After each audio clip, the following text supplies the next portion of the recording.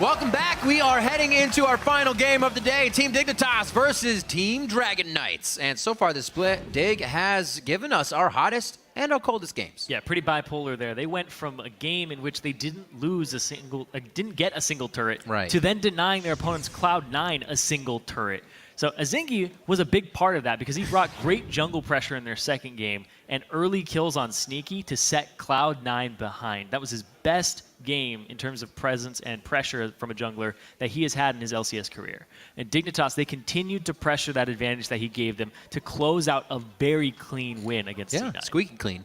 Yeah, and that's something I want to see Dignitas go more towards, is freeing up KiwiKid and Core JJ, because they're big keys to Dignitas' success. And when the map is opened up and they can just roam around like those famous KiwiKid roams, and Core JJ out of lane with Sivir and Kalista, like he's able to pull off a lot of great moves, and that seems to be the formula of success for them.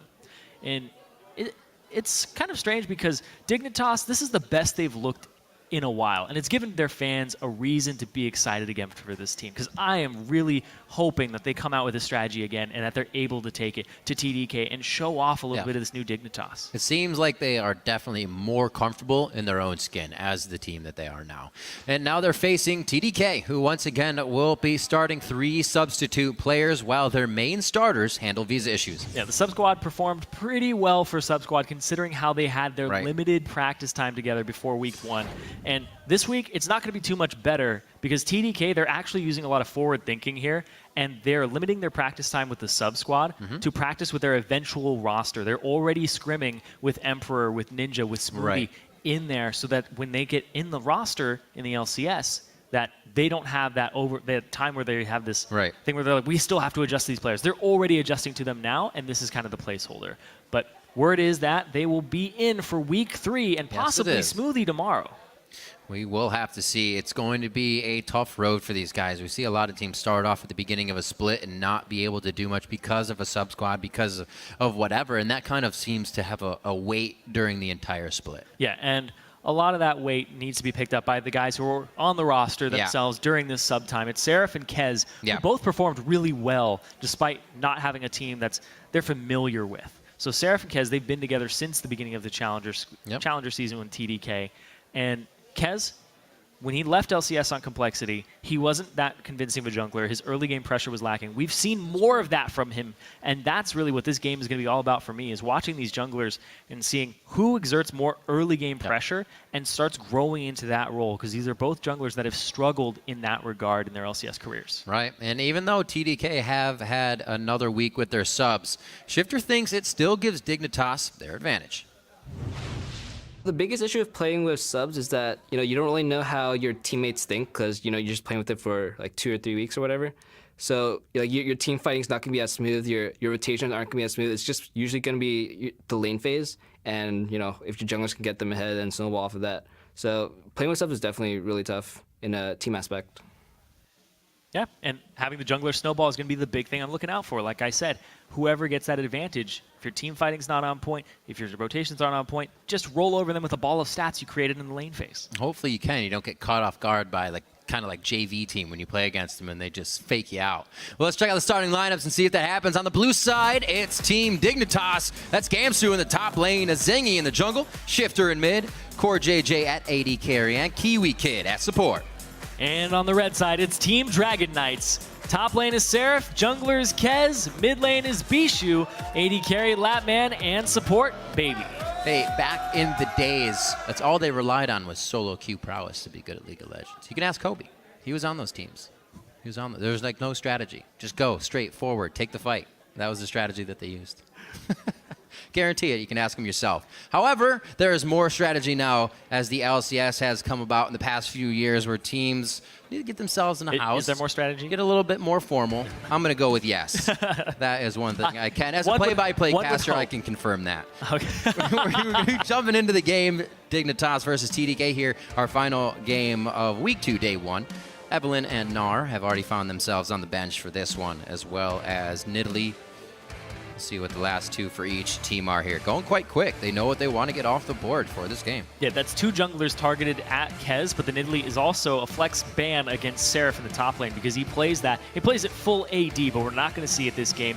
And I like the fact that Dignitas took away a lot of key junglers from Kez that he has early game aggression on. And then the Rek'Sai ban from TDK, that's a little bit surprising, but they don't want a Zingy on that. He's going to get the Gragas, though, which is, this always blows my mind when you ban one of the early game junglers that everybody fears and you leave up the other one. Just be first pick, but they left up the Ryze, and that's the bait here and the deliberation. Does Gamsu take it? He has seen himself on a Hecarim and a Gnar so far. The Hecarim is open, but right now with the strength of Ryze, what he can do in team fights and the safeness. I just love this music. Why this wouldn't be a pickup? It makes each pick so epic. Will he lock it in? We'll see in a few minutes. And that is going to be a Ryze in the top lane and up against Seraph, who right now is the strongest member on TDK in terms of performance that we've seen in the past. And now he's up against this monster of a champion in this current patch that can just roll over him, and he has to play this safe. And I want to see what Seraph has up his sleeve against this champion. So he said top laners are kind of on an island with their tanks. Well, their variety comes here in the spring split of 2015. And it looks like the variety stays up. Seraph will not take the top pick so far. Looks like he wants to see the rest of the team before they actually give him a power pick, if he can still grab it. It's the Gragas and the Nautilus picked up here on the side of Team Dragon Knights. They get their Gragas. They give up the Ryze, though, and if they have something prepared for this, then it's definitely the right way to go about it. Gragas does have a way to get in onto the Ryze from ganks and throw him into the team. And that would, I guess, be the weakness of this champion, since he likes to stay at arm's length. Yeah. Just destroy you with roots. There is the Zac coming in as well. See, arm's length. Gragas really is at belly's length. The Rek'Sai ban, the Evelynn ban, the Nidalee, the Gragas takeaway. It's really no hair off of Zingy's chest here because he's just going to go back to the Zac. That's something I was going to say as well. Who's ever going to ban his favorite champion that he continuously plays over and over? We saw against CLG, he did try the Sejuani, but from past season in the summer, at the end there to now, it's been Zac. Zac is his love pick.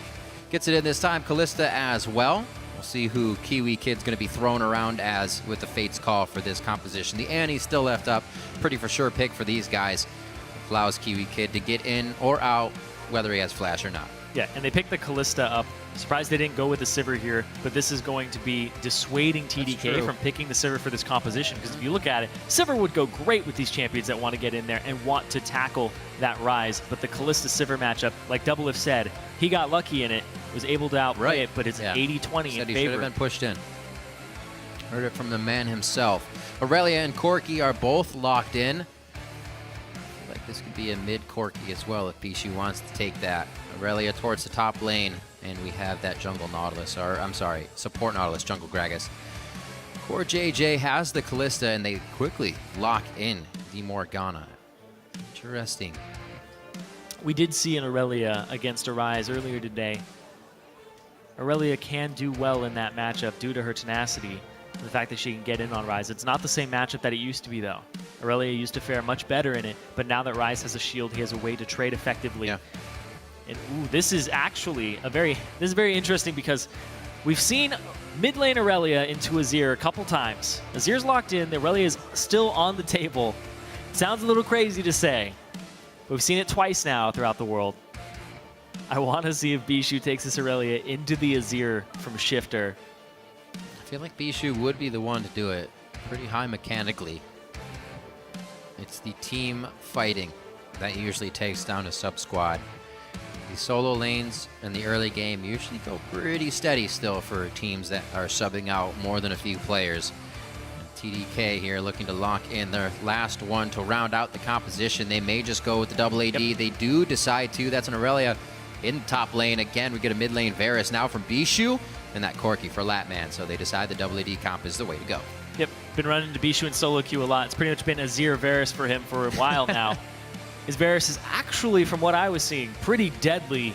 And the fact he's going to play it into this Azir, Azir is not going to have a lot of threat onto the Varus during the laning phase. It's going to be in Varus' favor for most of it. I keep swapping between Varus and Varus every time I say it. It's going to be a different name. But you can see TDK's composition, once again, double AD. They do have a lot of wave clear here. And then it's going to be Seraph split pushing. This is a team designed to split push and wave clear and siege with 4 people, and then have Seraph TP in later. And then if you look over at Dignitas' composition, this is a little bit of team fight, and it's a little bit all over the place. Late game is the name of the game for Dignitas right now. Get Kiwi Kid out of lane on Morgana, affect these lanes, try to snowball them, try to team fight after that, and that's the strat right there for them. It's the man Rico on your screen. Coach Sean for Team Dragon Knights will head to the back. They've said the last words to their team. Ever. In just a few minutes. Hopefully they're shaking their hands due to a victory. The teams have locked in their champion, so start sending us your picks for this game. Tweet at LOL Esports with the hashtag DIGWin or the hashtag TDKWin. We'll update the fan poll with your votes shortly as we head into the game. Final game here, Week 2, Day 1. We're going to get Team Dragon Knights versus Team Dignitas, and we are on the Rift. Like I said, I want to keep eyes on the junglers this game, Azingi and Kez, who can open up their team. Because Dignitas' composition, if a kill falls into any of these laners' hands early on, it is a gift from Azingi. Because if you get that Rise going, you get that. You get that Azir off the ground. You let that Kalista get closer to her 2-item spike. The game is going to get out of hand very quickly. TDK, though, they want a siege. They want to get some kills. They don't need them, but they have really good sieging capabilities. Only thing is, Azingi has a great champion for breaking sieges and starting the fights. Oh, Gamsu getting found out. We'll see how he does on this Rise as well, as we were just talking about Azingi looking to give him some help. Oh, he's going to ward the back of it. Nobody's there to kill it. So he gets all that information that everybody from TDK is there. You are a very dangerous man, Gamsu. He's going to back out, though. We'll see how he plays this Rise. We do know he's been playing the Heck Room lately. He likes the Ignite Heck Room. A little bit of different style, but he should still be going with a W-level Rise and then spam QE, QE. And then a few Ws and then QE, QE. It's the Wakek combo. The Wakek. W, QE, Q, because that's what you say when you start running that combo and you're like, Wakek, Wakek, Wakek. You sound like the Penguin from Batman. Well, he has a while. That's at least how I remember it, because if you drop that combo just one spell in the wrong order, you end up dropping the whole thing, and you're not going to be able to keep them rooted in place forever. That is true. If you do it wrong, you don't get the cooldowns you need, and they just kind of walk away from you. Nice clap. He made it by. That was like a golf clap. I was like, oh, it was. It was formal. It was a nice play. He squeaked himself by. Jolly good squeak. Jolly good. All right, so he gets, or gives, I should say, no knowledge to TDK as they head to the top side. Looks like with a bit of a Raptor camp, Seraph's going to try to get himself a bit of a lead to whatever lane he goes in here. But Gamsu's going to be a little worried. Not seeing anything, but he probably won't care in a few seconds knowing he is alone. Kez takes his red to himself. Zingy doesn't get too much help either, but they are off and running. Yeah, it's just Seraph starting a camp. This is going to blow his teleport early on, though. It always leaves that tiny window in the first 7 minutes of the game where if Dignitas or the enemy team, whoever doesn't use their TP, they get an advantage and can throw it down to the bottom lane. So you always have to watch for shoves in the first 7 minutes, and if Gamsu's going to enter a lane. Kez, though, he is so ready for this. Very nicely done. Teleported to the top side. This was flipped last game. They were going after Cali Trolls after he blew his teleport. Now it's Seraph who blew his teleport going for the kill with Kez. Is Kez going to keep waiting? See if they can get in. He's actually spent quite a bit of time. Just misses the body slam. Going to get a slow, but not enough for the surge in from Seraph. So knowledge of the jungler. A nice ward placed by Gamsu as well. Yeah, Seraph started Q and E in his first 2 levels. Just to try and make this gank happen. Kez devoting a lot of his time to this top lane, doesn't get a second buff just yet for that level 2, trying to get Seraph, the one person who's not on the sub squad alongside Kez, trying to get him ahead, trying to get that synergy down and that early advantage. Definitely the lane aggression advantage here on the Latman in the bottom lane. We'll see how much of this CS he misses as it goes into the turret. Core JJ and Kiwi Kid were dancing on either side of their wave as they were pushing this in, trying to get damage down. Safe play we saw last game. Doesn't put you in the leads, Irene, so we'll see if TDK can try to prevent some of this quite soon.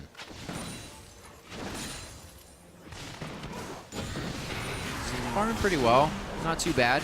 Brings himself up to 16 out of the 22 that Core JJ has grabbed so far here 4 minutes into the game. So he's keeping himself on par. Just a little bit under. Their backs should be nearly the same. Bishu in the mid lane already took soldier damage here from Shifter. It looks like the consumables are going to keep him clearing those waves, actually. So no problem there as well. I'm just waiting for Kez to be able to muster up another gank since he was found out in the bot lane, or top lane for his first. Yeah, and then that put him behind in CS. You can see Zingy's been farming really well so far. He goes for the Bomby Cinder before he completes his jungle item, just so he can get some wards in his inventory as well. Oops. And some extra potions. And Kez, he goes straight for the jungle item, tries to clear out because he didn't get his second buff just yet. He's getting it now. Off and running. Gromp will be his. Let's see his HP. He's actually got good HP. He may head towards the bottom lane for pressure. Oh, that soldier's like, come here. He's just on the outside. Cannot get. Actually happens in game too when you're playing Azir. It feels so strange when you're inputting so many commands and it starts just swinging. It starts freaking out like that. I'm like, is he in range? Did I get that auto? My soldier's spazzing out. Yeah. He's controlled a few already. Has made him chug all of that flask so far. I love it when it follows the guy around and kind of tracks him. It's like, you're just out of range. Just let me poke you. Feel bad for it. But then he turns into sand and he'll come back later. You don't have to feel bad anymore. I still feel bad about it. To keep you awake at night? Yes. Lane pushing back in the favor of TDK here for just a bit. But I don't think Core JJ and Kiwi are going to let that happen for them to farm. They're probably going to use this for aggression here soon. Bishu backed for the early tier on a non-cannon minion wave.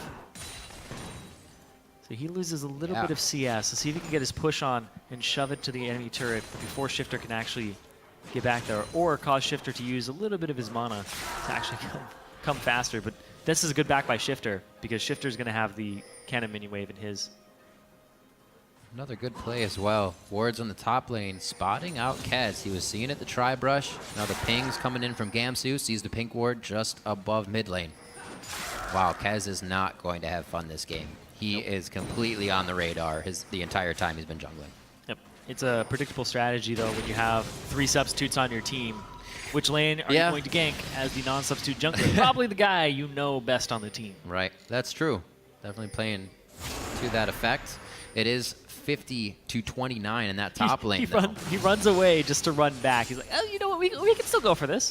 Get his teleport up. Get him out of lane. They want to make sure that he is actually still hurt. Shifter and Zingy are both on their way, though. Very true. Gamsu's still getting his tier to stack throughout all this. He's still going to be Rise. We saw as Huni picked it in the first time in the EU LCS, he actually had a pretty rough early game and still was ridiculous Huni coming out in the late game. Vizichachi also picking up the Rise. Seen it more and more due to that late game fighting. Yeah. This is amounting in a little bit of a CS lead here for Seraph. He did start that camp at level 1 and got the level 2 advantage. True. And they did have the early gank and pressure on Gamsu. He didn't have to blow any summoners, but it still has amounted in pressure for Seraph and a CS advantage. Bishu, though, when Shifter left his lane just now, he didn't punish him. He just tried to freeze it. He had all 6 minions still in that wave by the time that Shifter came back. He didn't charge Q. He didn't try to shove it up and punish Shifter for that roam because he had no idea where he was going or that he had left. Yeah.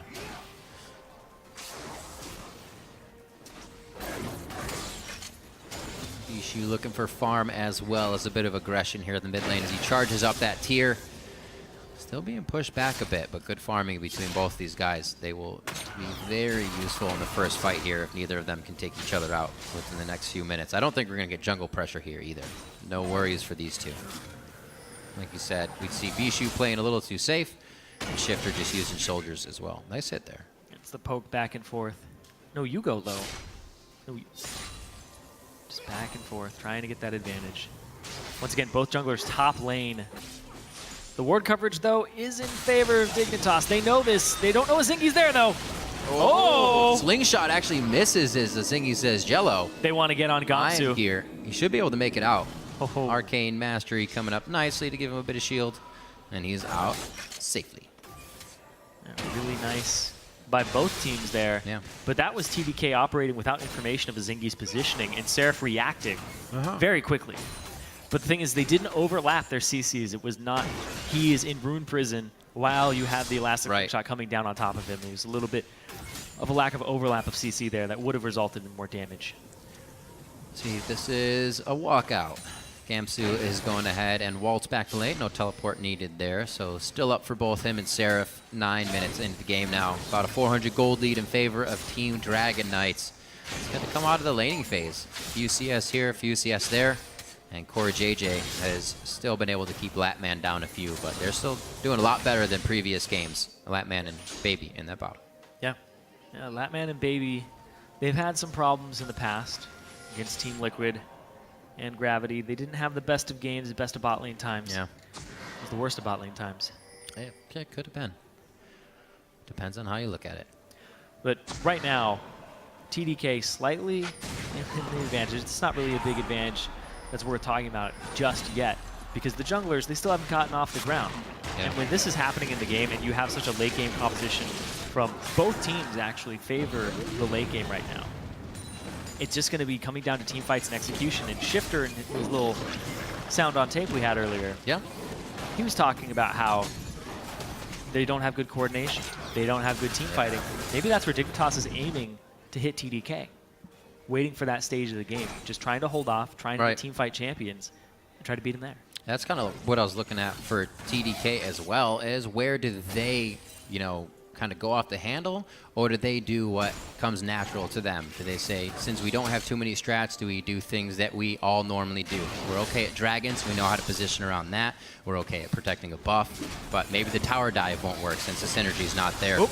How do they actually make it work? And right now, it's still the word defense. Stay defensive. Nice hit by Shifter, trying to come in with a zingy there. Not too much came of it. Kaz is going to Raptor pop a pink ward, unfortunately, but still clear some nice vision. That's been there for a long time, actually. It has been there a very long time. And here comes a zingy. Woo! Just missed. He's still got moves for a big guy. Trying to keep the pressure up, trying to stay on this map and very relevant. Seraph, though, if Seraph gets ahead, he has a tendency to split push as much as possible. He's already caught up pretty much. They know that Kez is here, though. This is the route that he would take. Once again. Off on the side, though. Oh, like here comes the collapse. Rinse and repeat here on Dignitas top lane. Gamsu and a zingy once again. Hey, guys, what's up? Hip and hip, and they get out safely. You got to try something else soon. I don't know. Perseverance pays off. I got to credit for them to keep trying, but so far they have come up with nothing. We're 11.5 minutes in, 0 kills, and nobody really has even gone under half HP here. There was a hit on Gamsu, but he keeps getting out. Yeah, and actually what I wanted to expand on the Seraph point was he has a tendency to split push. If he gets ahead at all over the Rise and he has the capability of solo killing him, he will immediately push that, and that's what this composition wants to do. Like I talked about from Champions, like 4-1 split push with Seraph. Wave clear, siege with your double ADs, just poke people down, and then have Seraph TP in, or get an advantage by solo killing. Dignitas, though, on the other hand, they want to stay safe, and the fact that Izingi is just counter-ganking, flowing flashes mid, and trying to just have some pressure, some relevance. Doesn't have to take over the game, but look at this Seraph. He's going in. He's a little too far. Like you said, right when he thinks he has that idea that he can take down Gamsu, they go right for him. He gets bounced out by the last hit, actually, of Izingi. And Kez does not get what he wants out of that ultimate. Shifter comes in with Shifting Sands, and Izingi picks up first blood. Once again, has a hand in that for Dignitas, something that helped them a lot against Cloud9. We'll see if Team Dignitas can keep it up. And Seraph just ditched him. Yeah, he was pieced. He was like, I'm gonna come help you, and nope. This is a tag in, but he took the bullet for him. Quick pie to the face as you duck for your partner. So as they come up on 13 minutes, we finally get a little blood drawn. Shifter will make Shifter can only take so many arrows. Yeah, he got the assist, I should say. That kill going to a Zingy. Still going to get pushed into the lane, but hopefully he can help him out finishing a few more items. Yeah. Bishu's a little too far forward, though. Zingy is off on the side, and there's no flash here. He's not going to go for this. He's going to just go for wave clear, because Shifter has no potions, and he's taking so much. Yeah. This is... Hail of arrows and an auto attack would be a dead Shifter right now. Yeah.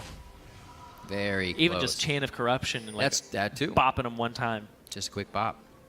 Make it That's all it would take. Now he gets to shove the wave in. He gets to get a little bit of a CS advantage here. Clear the cannon as fast as possible.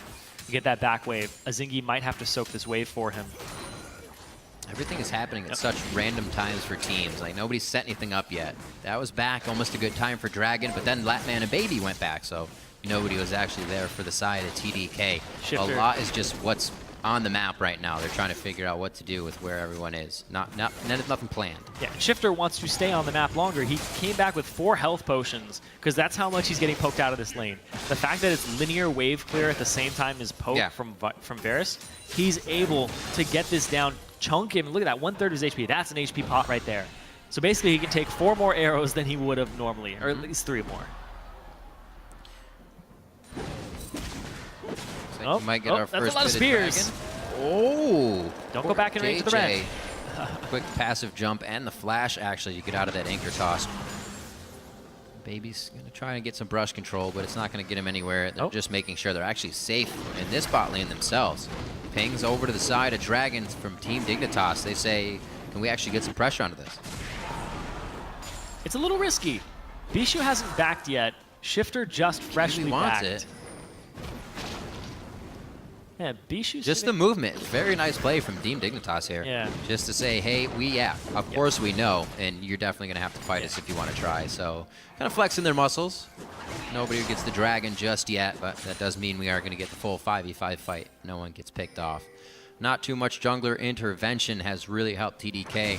Azingi's first try coming over on the bait from Gamsu, coming up nicely with a rotation kill from Shifter in the mid lane. So those guys have a little bit to start this. It looks like they're resting on that gold right now, not pressuring too much. Kez is actually coming down bottom lane now. They set this up with a pink ward. Making sure, that they can't see him. It's still, all right. Oh, black shield. Depth charge. There it is. Fate's Call will pull right out.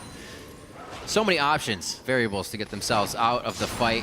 And only one flash had to be blown there to make sure Core JJ didn't get into too much of a dangerous position. So another attempt by TDK, unfortunately, does not work towards the bottom lane.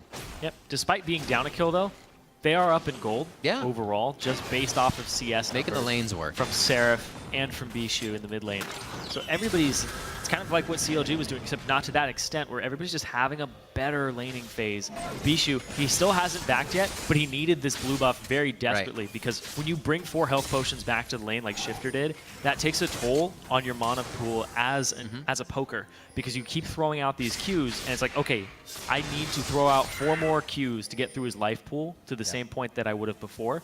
But now I still have the same amount of mana. So now that he has this blue buff on him, it's a good time for Bishu to continue this poke pattern. He won't have to back for a while, but he's sitting on 1,600 gold.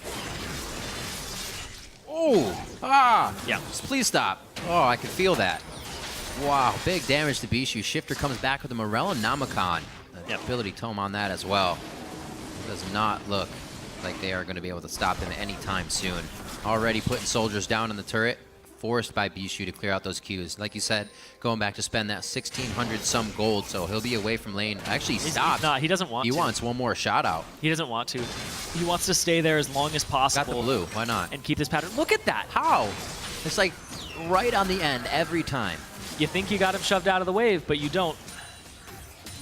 Yep. Oh, almost. He's still up though. 164 there, being pushed. He's still gonna. Is he gonna stay? Finally gets a chance to back. Okay. He's got to go. He's gonna go. He's used all that blue in lane, so I guess it doesn't matter anymore. It's gonna be worn off. Dragon is ready to be taken down. They have the back on Morg. They just saw her. Yeah, back, so this is a great time to converge on onto the dragon here from TDK. Zingy with the flyby. I want to see it. Also, he's backing. Another part of this is if a fight does break out, Bishu just purchased Brutalizer and his Ionian Boots of Lucidity, has a lot of cooldown. So if this does break into a 5v5 fight, it's going to be in favor of TDK. And now Shifter, he backs, so it's definitely going over to TDK uncontested. It's going to be a little bit of pain. 4.8 seconds for each one of those piercing arrows to come out. And right now, they're hitting for pretty good damage. Over 300, so not going to be something you'll be wanting to take too much of. 300 to 500. 325, yeah. So probably that 500. Depending on how many things it's passed through as well. Slamming Shifter in the face when he charges up a full one that we've been seeing here in the mid lane. Now that he's got more damage, Shifter's going to have to be even more careful. Needlessly large rod for him, so he can start to output a little bit of DPS as well on top of what we already saw. Very aggressive movements here from the bot lane. One binding or one anchor toss seems like it could really turn the tide here. Both teams are looking for those abilities. And while all of that dragon was going down, Bishu just shoved mid lane up, Shifter backed, and they got that turret for themselves. That's extra gold in the pocket of TDK. And the sub squad pulling out some moves today. Pretty much just staying safe. But look at this. Oh, we got another one. What a crazy interaction. A flash out from Latman. Didn't have the Valkyrie since he already used it. Kiwi Kid low takes a shot, but he's going to stay alive. Latman did not have a big rocket loaded up. Oh, Kez, be a man. Flash throw the barrel. Kill him. Could have done it. Could have done it. But no. Kez is going to go with the reserved play because that's very punishable. Blow your flash. Look at this. Oh, Seraph. Oh. Here's the rise. Turn away. W2D1. Turn away. Can I open my eyes yet? Yeah. Well, you can look rip. Okay, I had to save you from that. It looks like nothing happened. That's fine with me. You're so innocent, Young. I don't want you to see that. Why does it happen so quickly? 20 minutes on the clock. Seraph finds out what the Rise can do, even if you hold them down a little bit by 30 CS in lane. 101 now as Gamsky starts to take over that lane, solo style. Even pressured by Kez for a long time. Oh, it's a 30 CS advantage, just Trinity Force completed. And yeah. Now he's like, okay, I got to get Merctrez. The pain game, because baby. what just happened? You were going to show it again? Why? Boom. So he ults Arcane Mastery's shield, so Seraph can't even come back in. And just the thing that actually Seraph could have done was keep in the minions, because then he cannot continuously Q you, and that's one thing that goes against if you're fighting in a wave against Rise. It lowers the damage that you take, you're still but getting it. Right. Yeah, you're still getting his cooldown. I'm glad there was no sound of that, because we got to hear no evil that time. Oh, man. It's the little things. You might take a bit of damage, but you won't take the full. Oh, dear. I won't die, but I'll be very uncomfortable for 6 seconds. Or hopefully you standing in the same get spot. out of range and don't take it at all, and the minions take it. It's painful. It's definitely hard. You can see that even with the tenacity, Seraph not able to get out of that situation. Merctrez on top of the Triforce for him. Already the Aegis being built up here by Kez. He knows the pain factor coming in. Shifter is pretty big in the mid lane. And Gamsu is only going to wreak havoc along with Kiwi Kid's ultimates and bindings to start off these fights. Dignitas solely needed that, though, because that shuts down Seraph's whole, I'm going to split push you to death, because, oh, they first picked a Rise against us because we left it open, and now he's going to possibly take over the game. He's at least going to take over that lane until Seraph gets assistance. And look at all that focus Kez put up there. Gamsu gets it to work for himself, even with that aggression. Strong play from each individual member of this season. It's really not one person kind of going off here for Dig, and it seems the team comes together much better. They're coming down bottom now from TDK. Bishu on his way. Kez finds this ward because they saw Shifter go up, and now you can see they seem like they want this. They want this turret, and that's going to be Seraph holding mid lane. They give up a little bit of CS top, but Seraph, he still has a way to get back up there. They're just looking for a fight. TDK trying to rotate and allocate members to different parts of the map. You can see back up. Bishu's like, all right, let's go backward. Where'd my CS go? Seraph, what are you doing? Ooh. All right. All right. It makes sense. I feel like that was a bit of an unnecessary move. Well, if Hazingi had flashed the other side of him and Let's Bounce, it would have knocked him 500 units towards where Shifter was. Kind of the reason to engage him to have to flash in the first place. I don't think Bishu really needed to do that. Oh, well. Hopefully it doesn't cost him too much in the next fight if he does need to flash. You have quite a bit of things that can close a gap on you. 59-41 here. Team Dignitas taking over on the vote here from social media as well. Yeah, TDK haven't really established themselves too much. Trying to get some hype, though, around Emperor and Ninja next week. Yeah. See what they can do for the team. Right now, though, TDK having some good play across the map. Those rotations to get that bottom turret. They gave up the top turret, though, to Gamsu. Yeah. And now they're going to give up this middle turret. Just some damage, though. Kez is here to clear it up. Seraph. Oh, okay, so they lane swapped their AD carry into a lane where they can get a different turret. Seraph's going to try to hold this. Basically, he's saying, we should have done this from the start of the game. Screw Rise. He doesn't want to be in that lane anymore. Sorry, I'm very passionate about Rise right now. This is why! Passionate indeed, baby! Oh, he goes down. Now on to Lapman. WQE, do it again! Gamsu actually has to turn. The combo wasn't finished off on that time, and you can see just a few seconds what it means for Rise to have to turn around if that combo is not consecutively made out. He tries to keep it going, finally gets locked down again. It's one after the other of TDK getting themselves into that turret aggro and back out, and they come up nicely with a few kills as they lose baby. But they're losing so much for this. They lost the mid, and they're losing the tier 2 down bottom to Core JJ, who has a Bloodthirster and 2 daggers and Zerker's Greaves. He's got a lot of damage on this. You can see home guards from Seraph. Is he going to make it in time? It doesn't look like he's going to do it. It's going to go down. Got it. The hop back as well to help clear just a little bit of distance and give that breathing room in. And Team Dignitas playing very well from the beginning of the match and continuously holding the strength. They don't put themselves into a bad situation. Kiwi Kid's not flashing forward into crazy instances because a kill looks like it could happen. Well, it's a safe bottom lane. Really safe. Yeah, very measured, and it's working out for him. The Black Shield, the Fate's Call, TDK looking for this second dragon. Everybody on Dignitas is back right now in the base except for Shifter, who's got a little forward position on him, but they don't have the coverage for this at the moment. That's going to be TDK picking up their second dragon. And the gold is pretty much evened up now. Dignitas, they were down a little bit by about 1 turret, but they've got 2 back there because of that dive. What will happen next? It looks like we have the teleport on Gamsu. TDK is heading towards the mid lane here. Wonder if they can get pinched off, or if Gamsu has enough time to waltz over and make this happen. Looks like the team's just going to set up some defense for now. They don't want the fight that TDK is bringing to the table just yet. And right before the fight comes out, we got to point out, Seraph's Embrace not completed just yet, but he does have the Archangel staff. We see the Rod of Ages. It's very close. Stacking up. It's 700. It's very close. He's 50 away from it to the Trinity Force spike. But Aurelia needs a little more oomph behind that. He needs to get that Spectre's Cowl, keep himself healthy, because it's a double, triple AP threat here, considering a lot of magic damage from the Zac. And there he goes on to Baby.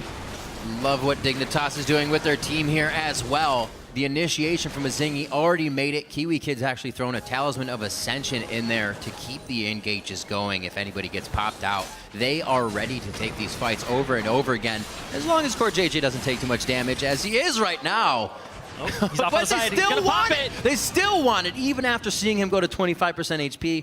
A good dodge there by Bishu, and they get out alive. So just a Talisman of Ascension, not too much burn there. You know what I love about Talisman of Ascension? Control.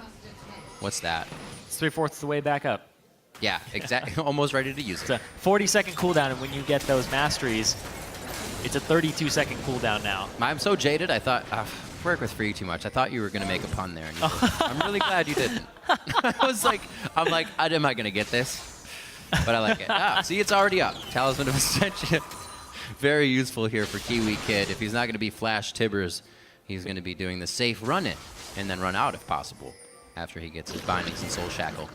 Yeah, Freak would have done something along the lines of, Talisman of Ascension, it's very suiting because Azir's in the game. It'll help him out a bit.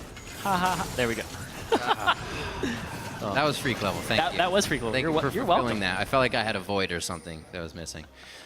Dragon still a ways away here, as we see 2 in the favor of TDK, just about 27 minutes into the game. Dig is keeping themselves away from these fights for now until they get the one they want. They did have a bit of that early game lead, but they fear the poke, they fear the Bishu, and they fear the Latman right now, because they could start this fight exactly like Core JJ was about to, at about 25% HP. Everybody's going pretty good builds right now. You see magic resistance prioritized on TDK's tanks across the board here. Even Baby is going for the Mikhail's Crucible. Baby got back. Get people out of Morgana bindings, save their lives. He doesn't have to go for the early locket because Kez has that already on him. Bishu with the Muramana completed, the CDR ready to poke up. And then Latman, he also has a Bloodthirster on himself, just like Core JJ. So everybody is hitting these spikes at the same time. The big one, though, is when Gamsu, he gets that Luden's Echo. He's doing ridiculous damage before. It's just going to be even more ridiculous now with that item, considering Rise throws out so many spells during his supercharge. He's already got the Wisp. He's hanging on that for now. Nice hail of arrows, a little bit of a slow field in that choke point, so Team Dignitas can't get through the barrel as well. Things to deter them.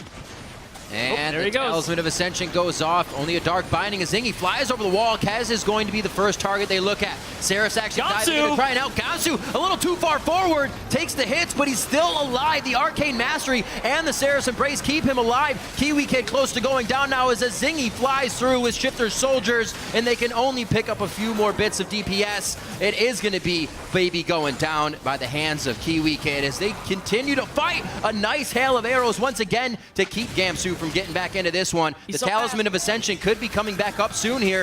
A Zingy maybe with a slingshot. It's up already. This is an absolute coast-to-coast fight right now. Talisman of Ascension once. A Zingy going for the slingshot. It's not going to be in range, and the fight is finally called off by Dignitas as they make it 50% away up the lane. They just get to chase them all the way down, and that's Baron in their sights. The TP back in from Gamsu because he didn't die the first time they engage on so low. Latman off on the side. He threw in the ward. Latman!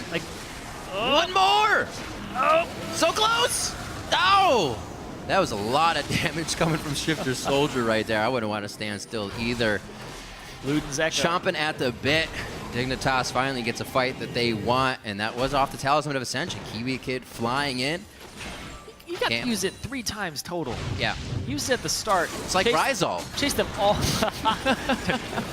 Don't mention Rise. But chases them all the way down the lane. Is able to use it again. But this right here, Gamsu, Seraph wants to kill him. Flashes away. Woo! Gamsu gets out. One more hit. Maybe would have been enough there. And Kiwi Kid almost dies. Flashes away. And this fight just trailing off Baby. He's backing up. He's like, oh, but he was burning the entire time from Kiwi Kid. That was a really nice hail of arrows to stop that. Not that it stopped everything they wanted it to stop, but it prevented it for a small amount of time. Yeah. Rise. Oh, okay. Just gonna take your soul, thank you. He gets out alive. Seraph says, I want that for a little bit longer, please. Yeah, that's the first edge that Dignitas has had in this game, though, is off that fight and off of chasing them down the lane. And Dignitas talked about it, Shifter talked about it. That's how they're going to get this edge in this game. And I said at the start, if this team composition makes it to late game and they can get these team fights, they can break the siege with Zac, get in there with Morgana, and the Talisman of Ascension is just going to help them out even more in these team fights, starting them off against TDK, which wants to keep you at arm's distance. Very focused in their dives as well. Or even dives, elongated fights, not doing things that would put them in a bad situation or disadvantageous. And they come out with a low death game, I should say. High kills in their favor because they're the ones playing it safe. Already been able to push up here the second tier of turrets, dropping the bottom one. We're going to have Core JJ clean up a little bit. A good spot for Dig to be in here. They have some breathing room. They can clear their waves and then set up what they want to do next. Aegis being built up as well by Kiwi Kid, so that's not going to hurt too much on the side of TDK. They don't have too many members that's going to stop, but still, they kind of have to boot items now. It's a surplus of what they can put in their inventory. It's going to be very difficult for TDK to wrestle out of this situation, given just their composition. Yeah. It's made to poke, but Dignitas drafted very well for engage, also to get people out of the very little engage that TDK has. A Black Shield's going to stop people from jumping in on you, and the depth charge, and if you happen to go on Kiwi Kid, you just switch it up with a Fate's Call. It's hard to get in on this team if they don't want you to get to them, but if Dignitas want to start a fight, there's no getting away. I mean, already TDK is hatching this ward. All 5 members right now can be seen by Dignitas. This is a ward that was placed earlier, still not cleared out. Dignitas has been moving these forward, and I feel like if TDK is in any spot, they should just place flank wards immediately. One to your right, one to your left. Because that's where they're getting hit. Kez is looking over the wall for some action. Yeah. He's going to actually ditch that position he was in. See, look at Gamsu, left ward. Yep. Easy peas. Make sure your flanks are covered. Yep. So TDK's there with their own for now. Moving into their blue side, they warded up quite a bit, as we saw on your screen. That's why they were able to make it out safely as Dignitas came through towards the Dragon side. 51,000, I should say, to 47,000 now as we enter 33 minutes in. Dignitas has seemed to slow down a little bit. Can't get past this second tier of turrets unless TDK is not there, so they're going to have to do something tricky to make that happen. Wave clear is still pretty good for TDK. That's the good thing for TDK, is they have a lot of wave clear and siege. You make it up to their turrets, they have Corki, they have Varus, they have Gragas Barrels to help clear them out, and then you have to think of the split push threat of Seraph, even though he's not that much of a threat anymore in this game. It's strange to say that a late game Aurelia is not a huge threat in this game. There's a lot of counter to him right now on this Team Dignitas composition. You have multiple ways to get him off members, whether it's the Emperor's Divide, Azingi using Let's Bounce, or just Gamsu soloing him out with multiple routes. Right. Or you try to dive in and you just get a gigantic Emperor's Divide in your face, and then you can't get onto anybody. Going through some items. Most of the core items finished up now, except for that Luden's Echo for Gamsu. And he is holding on to about 300 gold, so still looking for a bit of cash money to get that in his pocket. Yeah, they send him down to a solo lane to try and complete that item. His TP is up right now, so even if a fight does break out, he will be in attendance. Just trying to get the poke out. You can see how weary TDK is right now. I wonder if once Dig does have those lanes pushed and they can start getting on turrets, if Azingi just holding onto the slingshot is enough to brute force TDK off their turrets, if it's scary enough. We've seen that a lot when we used to say Meteos and other players on Zac. You just kind of use that strength of saying, I could come in. That's my turret. I dare you to stay. Yeah. He's playing chicken. So we're getting the split finally, though, as Irene, and it's actually going to be Seraph top, so they could have an option here. Yep. Both top laners going to opposite lanes of each other. But this is a 3v4 in the mid lane here. This is really TDK trying to rely on the wave clear of Gragas and Varus just to keep everybody at bay. All right, so Seraph was just getting kind of a punch on that top lane, so they get a bit of it in their favor. They won't have to worry about it for a little while still now. good, though. Yep. Setting up the Azir turret. Shurima giving them a base outside their base in the mid lane. They can't hold it for too long, however, though. Dignitas knows an overstay could cost them, and they decide to back right now. 2 minutes onto Dragon, good timing on that, and a minute onto Baron will put them all back onto the Rift in just enough time. That's going to be Luden's Echo completed from Gamsu as he backs there. Double Ludens now, too, so you're not standing anywhere safe. You're not going to get hit from some damage. It's AoE. 2 of them. It's almost like there's an Echo. Oh, man. Freak level. We did it. We did it. We did it. He's on the desk and heart. It was clean. Soul.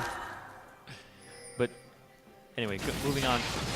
The fact that Dignitas are at this position, 7-2, they're not fighting their way into these fights, is just TDK having composition that just wave clears. I wish there was, like, TDK's playing it like really well. Well, they're not engaging. Kez is not jumping the gun. He's looking for the right fight. But the right fight involves Azir, Core JJ, and Gamsu, Shifter, Core JJ, and Gamsu being softened up by Bishu, which is a tall order for the arrow slinger there. He's got to be Legolas style. He's got to hit everybody multiple times before they start a fight, or even get an objective for it, because Baron looks to be in the sights of Dignitas right now, and Azingi, he's doing what you said. There goes the start. There's the strength. It's right onto Seraph. You cannot get away. Azingi has just turned it on here in the spring split for Dignitas, making moves that are really paying off for the team. And now it's up to TDK to poke the hell out of Dignitas and get him off this Baron. Yeah, where was Baby before that? But look at this. Azingi's going to go back in onto Baby. Fates call in. Eyes on Bishu and Latman as well to make sure they stay safe. Baby throwing it back. Also uses the McHale's on himself to try and get out, but he gets taken down. Core JJ gets the rend off. Kez comes in for a little bit of beef between the AD carries. And it looks like Diggs actually just going to answer it, go back to Baron and make it happen. You got to remember, though, it's Latman and Bishu and Kez. They can all poke quite nicely. And look at the health of Dignitas here. This could be scary. This is really scary, actually. The fact that Core JJ is going to be their primary source of damage. Kez looks like he might want to go in, or they're going to poke on the side and threaten going in. Zingi's way too low. Baby Zach! Keychain Zach, get out! He's good. He's good. Keychain Zach. Keychain. I think Kobe said that last week. I liked it a lot. So props to Kobe. Live on both objectives here on the map. Looks like Are they going to start it themselves? They are going to start it themselves. Boy. Here comes the TP, though, from Gamsu. They're going to pull out after that. They're going to try to collapse on him, see if they can do anything about it. Nice hail of arrows again. Canceled. Doesn't really need to make it happen. The TP is up for Seraph, so he might be able to tend to a different lane. If that was even necessary right now, he can just go ahead and push mid.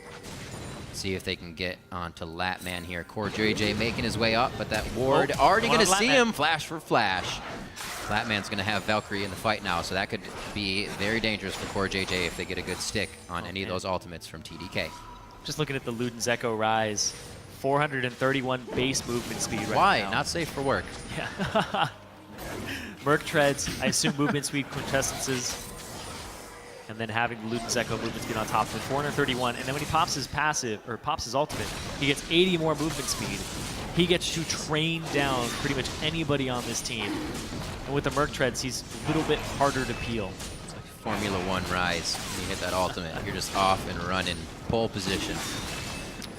38 minutes in.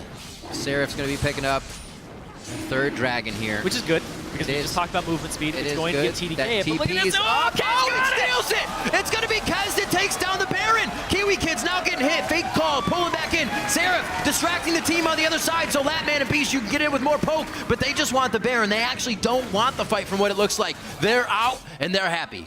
Little bit gratuitous there from Seraph. Was not necessary, but it looked like TDK wanted to pick a fight afterwards. That's going to put them, once again, 4K difference between these two teams off the back of Kez with a miracle save there. He has been putting himself out there all game, gank after gank that did not work. One last time, he goes for broke. Baron is definitely going to help put Dignitas back in this game, help get their waves pushed. I like that, though, because it shows that Kez, last time we saw him, he seemed very risk-averse on complexity. Right. Hashtag 80 minutes to the dream. Every time they could make a move, he opted to not make the move, and instead it was, no, give up the objective, back up. Kez seems like he's taking more risks for smaller payoff, but this is like a medium risk, medium reward because he had flash and body slam. That was so he's like, I should at least try it. I need to try it. The only other risk they've taken because TDK goes in. Boom. Boom! Body slam and the smite. 1,100 was the last number we really saw on that. Yep. Able to pick up Baron, a little bit of map pressure, and hopefully enough room to get themselves back into this game for the TDK fans. Kaz, a little careless here, taking down the Scuttle Crab. Speaking of a little far away from the family. I was going to say, they are able to meet with him, though, right in the mid lane safely enough. So TDK gets the fight they want at Baron. It wasn't a flank. It wasn't what we expected. It was just the all-out brawl that Kaz was able to steal Baron with. And now we'll see if they can get the fight 5v5 right in front of Dignitas. This team composition with Baron operates fairly well. They want to poke. They want to get these very squishy members, Shifter and Core JJ, to a little bit lower HP before they engage a fight. Zingy, he wants to jump in, though. We'll see, because this composition, both of them are set up for wave clear situations. Shifter can clear these casters out very quickly. He can also clear the melees. Apparently, when you sweep the Azir turret, you see it, so. it gave eyes back. It's here. Oh, Zingy over the wall. Let's bounce. Stunned, though. He did get stunned he's right back at the beginning. Flies through. And as Zingy tries to keep it in the fight, he's going down. The blobs are out. The passive is down as well. And that's a 5v4 now for Team Dragon Knights. But again, they are having hard hats on. And they are not going to go in under the turret. They make sure it's safe. They know they have Baron, and the wave was not too far off. Going now for the inhibitor turret. It does not look like Dignitas can do much. They're very, very low, and not too many members are even sporting home guards, so they have to stay here. They have to try and protect the turret. Inevitably, gonna watch this go down if they can get a few more shots, and it will be. Baron wears off. Baron has worn off. TDK are able to pressure through one more time. Gamsu getting the ultimate off, does not take down Kez, but that forces TDK off of the base. 15 seconds on a Zingy. Still have some time to wait for him. Oh, he flashes over the chain of corruption, but Seraph goes in with the same idea. They are thinking alike right now, but Seraph goes down first. That's the double kill for Gamsu. It's exactly what he wanted to be, the focal point that TDK came back on. And now only Bishu and Latman stand between Dig and the Nexus. When you stay too long and you expect to get out, I talked about the movement speed from Gamsu earlier, flashing over the chain of corruption because he knows he's going to close that distance onto Bishu eventually. That's huge. Dignitas, despite not getting the Baron and flubbing the last few minutes with the Azingia gauge, they're still going to go even in turret trades, and they're still going to get this inhibitor on top of everything. Gamsu with the balls to the wall play, flashing forward, knowing he had his Arcane Mastery close to up, plus the Saris Embrace, and nobody could chunk through that shield. Absolutely beautifully played there, and the team followed up. They knew it was coming immediately. I said not a lot of people had home guards. Gamsu does. This turret is now they all do. Dignitas. And they didn't even get the Baron, and they're going positive on what they got out of that Baron being taken. Bottom lane, though, from TDK. Big minion wave on that tier 2. It's actually, I think it's going to take that turret. It is going to take that turret down bottom. You can see here, this chain. Gamsu just, nope. Woo! Thank you very much. Here's the shield. Yeah, Seraph jumps in after that, and everybody's like, we got to save him! But no. The shields actually get depleted immediately. It just looked like regular damage because they came and went. That would have been his entire health bar in the end. 1 minute on Dragon. It is number 4, so should be stopped here by Dignitas because TDK could start to put their foot down with 5. When you stay a little bit too long for that turret, that's exactly what happens. And like I said in the previous game, it's a game of seconds at some points. If they don't spend those extra 3 seconds killing that turret, they are 3 seconds, 900 units further away from the rise than they would have been earlier. Yeah. Seeing some more items come out now. Talisman of Ascension actually answered by Baby here for whether they're engage or disengage from what Shifter or Kiwi Kid can bring to the table with going into the fight. But Kiwi Kid has also put a Banner of Command in his inventory, having a little bit of extra gold here and not really anything else as he builds his way now to his Onyx. Hasn't used the Banner of Command, I don't think. Still not on cooldown. But they have that option to force a wave and keep TDK focused on these fights, which they have been. Yeah. So they may not notice that minion wave. Baby. Everybody's going towards this dragon. It's the 4th dragon. Like you said, that minion wave, not really noticed. Where's he going? Baby inspired by Kiwi Kid to buy the Talisman of Ascension. Very late on that pickup, but still gonna be enough. If they get this 4th dragon, oh, let's bounce. 2 members, almost 3 now. Kaz on the back line, very hurt. There's a nice cast, but it doesn't really separate the team in the way that he wanted. It's Dignitas with the ability to still put down the DPS. Core JJ over the wall now, doing what he can to take down Kaz, and they will back off once again, measured in their attack and not going too far. Also, they're very low, so they probably would have tied instantly going in there. Smooth and well played as they do not force themselves into a choke point. TDK still trying to do things to keep themselves in the game. I like to see that they're not afraid to keep pressuring these things. Obviously, 5th Dragon is going to be something that could put them inside Team Dignitas' base, so something that they have to continue to try. It would be a huge swing if they were able to pick up that 5th Dragon, delaying it even further. Yeah. Baron up but now they're delayed a couple even of further, seconds. honestly. It's true. It's very true. Speaking of delayed, though, the heal from Core JJ was used so Shifter didn't die to Dragon. He got very low, and he's like, I have to fight this. I have to go in. But look at this. Kez is no longer around for a hero steal. Oh, hello. No disrespect, just knowing that Kaz isn't there and there's not much you can do about it. Chain of Corruption comes out to stop Dignitas from moving off the Baron too fast. All the way over. 2 gaps from the Baron pit. A Zingy hits up Seraph, but there's more members of Team Dignitas there, so his tenacity is through the roof right now, and he breaks out immediately as Aurelia. They're going to go ahead and head back to safety once again. TDK keeps scraping their way out of these fights. They're able to somewhat fight against Dignitas, but they never get too much out of it. Dignitas is eventually just going to break these inhibitor turrets. It's really the prep for the fight here for TDK. Even if just looking at the kills and the compositions, 14-3 in kills. TDK is still holding on, though, because TDK has a lot of wave clear. TDK is able to poke people down before fights, and that's how they've gotten so many objectives. They're only 1 turret down against Dignitas because they keep poking them out, taking an objective, poking them out, taking an objective. They're not getting the kills. They're getting people very low, but they aren't getting rewarded with those kills. And then Dignitas, their comp is all fight. They want to fight. They want to engage. So when you see TDK go for a dragon and not soften up the opponent beforehand, it's going to be a 1 fight for Dignitas because people are making out with just slivers of HP, and they're able to be reckless against this composition that's all about poking. A lot of the damage from a Varus and a Corki is pre-fight. You soften people up. Inside the fight, though, their damage output in total drops because the fights are so abrupt in comparison to the pre-fight. Would love to see them pull out what they did against Cloud9 now. Very close to the same score. They only died some 4 times in that game, but much more control over what happened at this point in the game. Already taking multiple inhibitors, finding their way through. Seems like TDK has figured out this Team Dignitas strategy here, and they're not having that as easy of a time 0 turret win.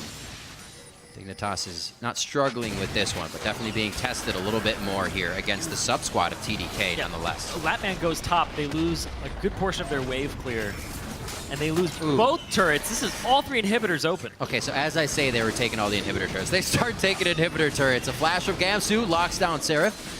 Still, without too many members there, that Rune Prison is going to do a good lockdown onto Aurelia. And they start to finish off the inhibitor turret now. Get more super minions down the mid lane here. Baron, remember, is on to Dignitas, so the minions coming in are going to help even more. They already take down Baby. And it looks like Kiwi Kid once again forced out after his initial initiation. Shifter returning to the fight with a squad of super minions in the bottom lane. Or rather, minions that are baroned up. And they go for the fight. Whoa, Gamsu a little too far forward there. Puts himself in the fire, and he gets burned real bad. But it's going to be the rest of the team. Shifter and Core JJ picking up kills and inhibitors for the team as Dignitas finally looks to put, looks like they're going to put a stamp on this game inside the base of TDK and on some Nexus turrets. Dignitas, not with the same type of early game of pressure that we were expecting. Azingi, though, having another good performance on the Zac. I am extremely surprised with how he's performing this season. In a way, if it's the thing that he can get the best engages on, like I said, the CLG Sejuani game he played wasn't that great. Maybe people will start banning out this Zac against Azingi since it's become so good with the team. Maybe even it was Dignitas that started working better with it as he leveled up his play as well. It's just all come together for Dig. As you can see, 4 members down, and Seraph almost on the fountain as he's quite dead. Team Dignitas are going to take down Team Dragon Knights. 49 minutes. very low kill game there from TDK. Once again. High kill from Dignitas. They're really in a habit of starving their opponents. And the way they played that, it wasn't just draft, it was the way they played the map on Dignitas' side. The way they played the team fights around Azingi was well executed. The chase down top lane was the big play of this game that opened up the map off of Kiwi Kid's Talisman of Ascension. Run in over and over again. The relentlessness of this composition, when they see and they smell blood, they're like sharks. They will keep going for that kill. Yeah. As well. Also stopping when they needed to. We did see that one fight in the top lane go pretty much from in second tier turret to second tier turret. Dignitas knew they had it. Definitely something that's different in their play. Very methodical, very measured in what they're doing. And like you said, low kill games, low death games as well. Only 4 deaths against Cloud9 when they played that matchup. Team Dignitas definitely looking better here in the spring split. For TDK, not much you can say other than hopefully this doesn't hurt it when they bring out the original main roster that they've been looking to play with. It's hard to say original because they changed since they played in Challenger. That's true. Not original, but the main roster they're looking to play with. Because they definitely seem like they can start putting some numbers in that win column once they get the full team. Kez playing with 3 subs. Not to say that 3 subs are bad, just naming them as 3 subs because it's a big thing. To play with 3 subs on the LCS stage does not give you the team fight coordination, and that's 20 to 30 to 40 minutes is where we see a sub-team fall apart. But what I'm getting at here is that TDK actually still look pretty good. So with that main 5, they could be a threat. The thing about this game, though, was they didn't put a lot of weight on Kez's shoulders or Seraph's shoulders. It was really a poke composition with an AD carry and mid laner. And Bishu, I have to say, did step up to the table. He has 50,000 damage this game, and I know that's the nature of poke champions, but you look at Latman, he's got less than half. He's got 23,000 damage. Yeah. And then you look at Shifter, who was also playing a champion like Azir, 29,000 compared to the 50,000 that Bishu did. So Bishu was basically the strategy of TDK, and it was ruined by that guy you were seeing there on your screen, Azingi, who kept getting those perfect engages on the back line. Over and over, and especially, we didn't even get to see them really bring it to a turret where I was saying maybe he'll just pressure him off the turret when Dignitas is big enough. He just kept coming from the side and slingshotting himself right in, and then Kiwi Kid would Talisman of Ascension up the gut or come from the flank. It was really well executed there. Every time they were kind of looking for TDK to play into their hands, they did. It was pressure that ultimately made TDK's defense go to the wayside. As I was saying, there weren't enough wards. They need to place one left and right. They actually had that in that blue side jungle, and TDK walked away from Dignitas in that instance. Fast forward 5 or 10 minutes, that kind of falls to the wayside. You may not have a ward as you move forward. Azingi flies over 3 or 4 walls, and the fight goes over. So Dignitas definitely keeping their mind in the game the full time. Better with a full squad. Yeah, TDK made it happen. TDK kept their minds in the game. They were playing around the map, the poke, the playing around that. And Kez with the steal was something I actually really, since it's a sub squad and they aren't expecting to get a whole lot of victories with it, the fact he's able to make those risky plays and say, you know what, I will go for this, seems very un-Kez-like from what we saw previously. So I'm glad we're seeing that from him. Absolutely. Maybe big things for the team once they get that main roster. To share their thoughts on that match, let's send it over to our guys on the analyst desk. Thank you, gentlemen. And guys, I think we have to tip our caps to the sub-squad of TDK because both last week and today, they have really stepped up. Those 3 individuals in particular, having had very little experience on this stage and at this level. I just want to commend them, one, on their efforts there. Absolutely. I mean, it goes to talk about a couple different things. So one being that there are a lot of very good players out there in North America that aren't on LCS teams right now. We're seeing their duo lane hold up quite well. They're on a challenger team that failed to make it to the challenger series. You saw Bishu run around and do quite well. His solo kill on Phoenix last week was really awesome. Like, there are a lot of good players out there, and we're in the first half of the split. And even though Dignitas held their lineup together, it just feels like a lot of the teams got rusty again at the very when we started out the summer split here, and that kind of closes the gap between a sub-squad and an LCS team where the shot calling differences aren't quite as stark. Even look at teams like Gravity where like Buddy had to go relearn everything because they need a new shot caller, even though that's their full starting lineup. So this is the kind of world we're in where these sub-squads will make it look very close. Yet again, laning phase looked pretty good, and then they slowly got outplayed as time went on. Well, I think that's the important thing to note here is that Dignitas did look in control for the majority of the match.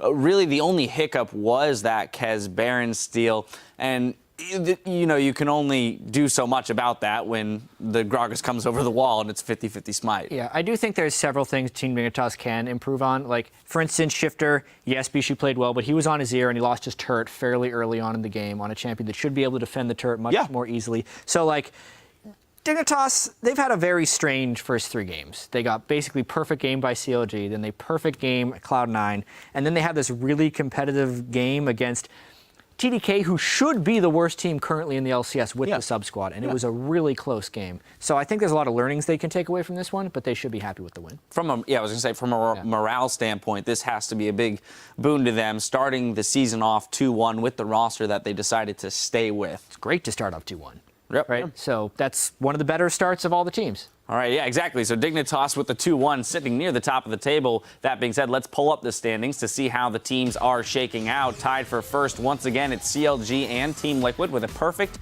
3-0 start. Gravity, Team Dignitas, and TSM are sharing third place, followed by Cloud9, Enemy, and Impulse in 6th. In 9th, it's another tie with Team 8 and TDK with 3 losses. Now, we'll be back again tomorrow with 5 more matches, starting with Cloud9 versus Team Impulse. After that, Team Liquid will face off against their former sister team, Gravity. Then get ready for the game of the week. It's El Clasico as Counterlogic Gaming battles Team Solo Mid. That will hit your browsers starting at noon Pacific Daylight, 9 p.m. Central European Summertime. And looking ahead to next week's schedule, be sure to tune in Tuesday and Wednesday for the European and North American Challenger Series qualifier finals. You can catch that at 6 p.m. Pacific Daylight to check out the stars of tomorrow as they begin their journey to the LCS. Now, earlier this week, we announced the locations for the upcoming European and North American Summer Split Finals. On August 22nd and 23rd, the LCS coverage goes on the road with our European counterparts heading to Stockholm, Sweden. And for the North American Finals, we're heading to the Big Apple, and we'll be setting up in historic Madison Square Garden. Check back on lolesports.com for all the information on how you can pick up tickets later this month. Now, for myself, the entire live broadcast crew, thank you for watching, and we'll see you right back here tomorrow.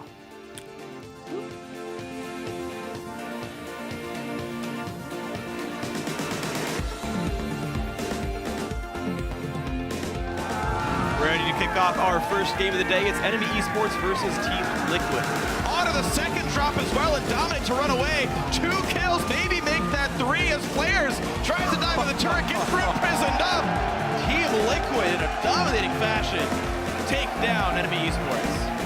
Kill goes to Balls. Incarnation stays alive so far. Keen getting just evaporated. Balls goes down to Altec. Now the push on towards Meteos and Lemon. At the same time, a triple kill for the new AD carry. Gravity in 35 minutes knocks down Cloud9. Rush is the first kill. Dyrus joins in, stuns against the wall. Adrian goes down. A whole ton of kills picked up. Finish it. I have ult in 5. Can you fight them? I have ult. No flash. Number. Yeah, no flash. Rumble. CC on the Rumble. Rumble. Nice. Easy. I have ult. Solomon answer back if they can defeat a top 4 team, and they will do so against Team Impulse here. Hey, what kind of style are we going with here? But me, I fall in love with you every single day. Very nice. Coming in. Doublets goes down. They can get back onto Pobelter. He may as well. Smithy tries to tunnel out. Haley on a double lift. Whoa, baby! Going for the long ride on that one. Counterlogic Gaming takedown. Teammate. The Arcane Mastery and the Saracen Praise keep him alive. Kiwi Kid close to going down now as a Zingy flies through with Shifter Soldiers. That TP's. It's going to be Kez that takes down the Baron. Team Dignitas are going to take down Team Dragon Knights.